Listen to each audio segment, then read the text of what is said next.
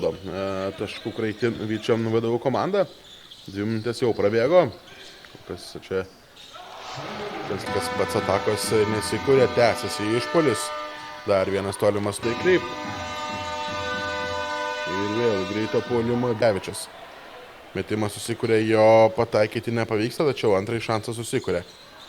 Aikštelio šeimininkus renka ir vėl veržasi į priekį. 46-44, jau mažiau nei 3 minutės. Lieka žaisti pirmoje rungtynių kėlinyje.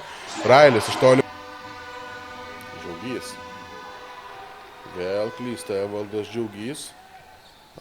Prastos ganėtinai jo rungtynės kolko. Rungtynių kėlinį laimi. Aikštelės šeimininkai. Railis.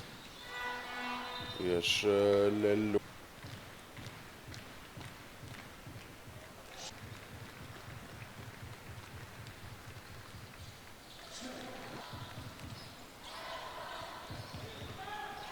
Ir 5 taškai.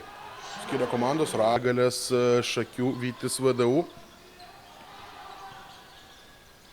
Matysime, kaip jiems seksis. 9 taškai skiria komandas. Šalka. 3 sekundės, Šalka čia be pražangos. Prieš jį ginasi aikštelė šeimininkai. Pažarauskas. Vienas pats nuo kranto iki kranto. Ir galbūt antroji bandymų pavyks sumažinti savo atsilikimą. Deja, Railis ir antrąją baudą prometo. Rokas Stankevičius tą įgyvendina Vytis VDU. Gabrielius Šalka dabar jau tikrai drįstų teikti, kad uždaro.